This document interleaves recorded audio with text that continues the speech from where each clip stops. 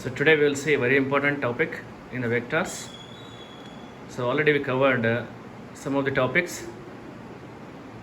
This gives us how to represent a displacement vector in its components I and j unit vectors. So observe carefully because this gives us good concept. This also tells us the type of vectors also. So in this one we are going to calculate the magnitude also, and from the magnitude you can understand whether they are equal vectors or parallel vectors, anti-parallel vectors also. So observe the diagram from the coordinate axis.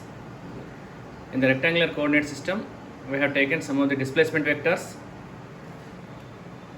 So these vectors are A, B, C, D, E, F, G and H.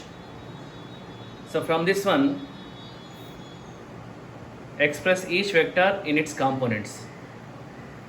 So how do we express? We will see in detail.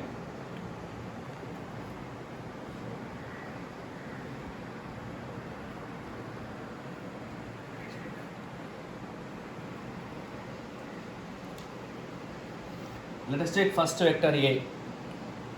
So it is in, let us suppose x-axis, y-axis. Now each vector already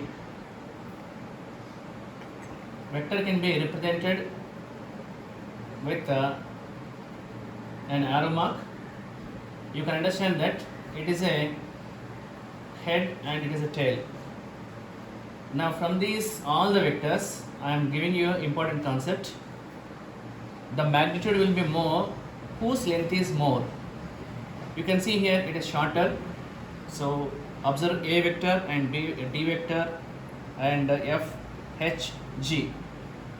So imagine in the first concept the length of the arrow gives us the magnitude of the vector.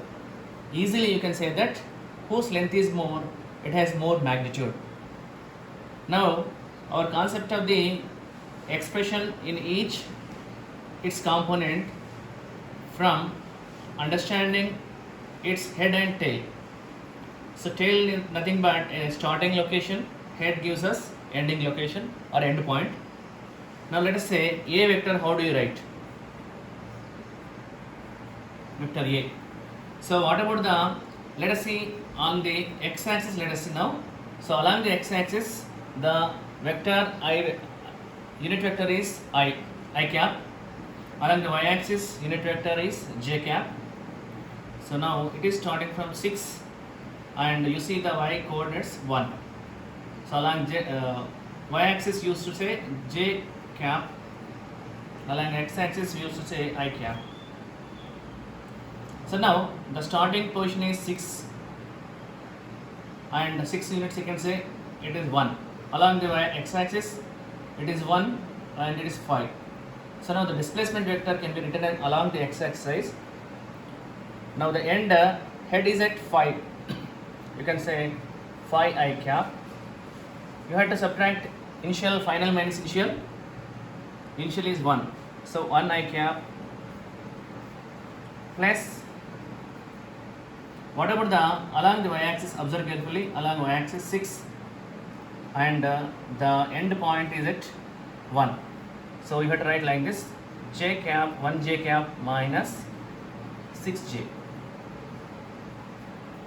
So the vector A vector becomes now 5i minus I, 4i cap plus minus 5j cap plus 1. So you can write it as 4i cap minus 5j cap. So this is a displacement vector expressed in its components. So try to write B vector. So first you can understand that.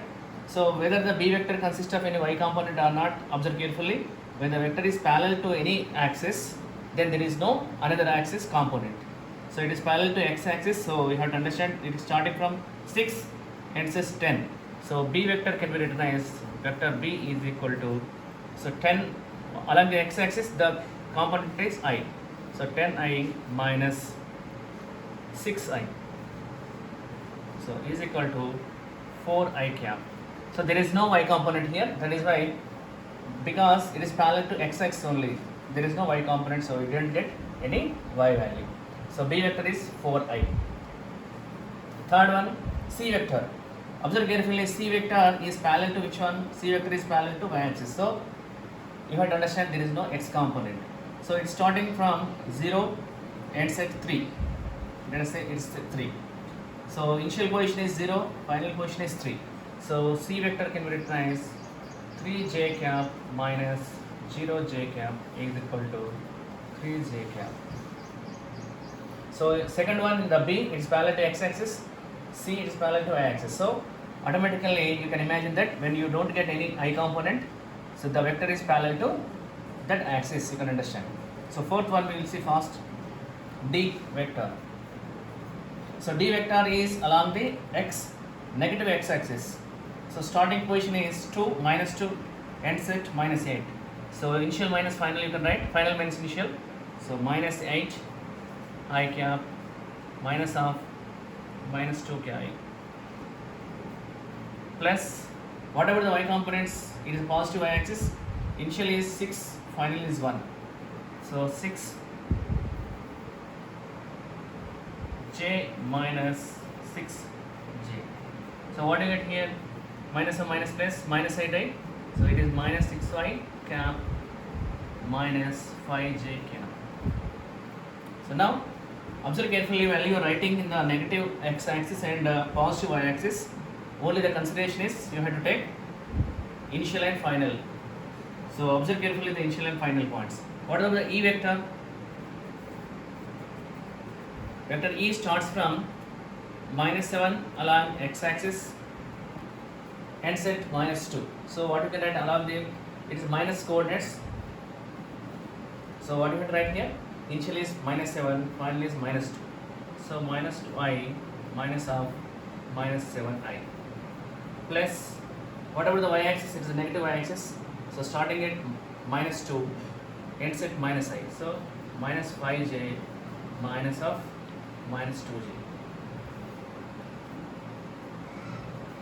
So what do you get here? E vector can be written in terms of its component as minus of minus plus. So it is 5I cap minus 5 minus of minus plus. So it is minus 3j cap. So E vector is written in this one. So when you are observing vector E, it has two components I and j, because it has traveled, you can say that the displacement is a resultant one along x and y axis. So now you can imagine the f vector. So it is parallel to y axis. So there is no x coordinate here. So initially is minus 2, final is minus 6. So minus 6 j cap minus of minus 2 r j. So what you get here? Minus minus plus, it is 4j cap. So now it is parallel along plus axis. Again you can write the vectors. Seventh one, 9I minus 4j. Just to complete it. Whatever the h vector is along negative x axis and along positive negative y axis and positive x axis. So you can complete g vector and h vector. So now from this concept, from this diagram, whatever the magnitude of the vector b. So b magnitude is, magnitude of the b can be written as under root of 4 square equal to 16 equal to 4.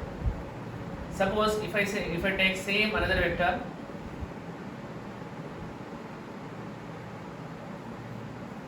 some c vector, suppose name it as z. So whatever the magnitude of z vector, b and z are, observe carefully, z also having same magnitude and same direction. So such type of vectors are called here equal vectors. So now from this concept, fundamental concept, magnitude is similar to, the value of the magnitude is same to b and direction is same. So such type of vectors are called equal vectors. Suppose if I write with the same magnitude but opposite direction. So suppose y vector. So y vector is opposite to b and z direction. So y vector is called negative vector to b and z because magnitude is same but direction is opposite. So from this concept, calculating magnitudes, you can say that whether equal vectors or negative vectors. Okay. So now observe carefully x and y plane. So these are all the vectors present in the xy plane. These are all vectors present in the x and minus y plane. So these are all called coplanar vectors. Coplanar vectors. Coplanar nothing but the vectors present in the same plane. So such type of vectors are called coplanar vectors. Suppose if I write another vector similar to this one, but with less magnitude. So these two are parallel. So these are called parallel vectors. Suppose if I write in this one, these are called anti-parallel vectors. So now, from the basic concept, we can define, we can calculate, or we can express in its components, and we can calculate whether equal vectors, whether parallel or anti-parallel vectors, whether coplanar vectors. So this concept is very useful to understand the concept of vectors. Thank you.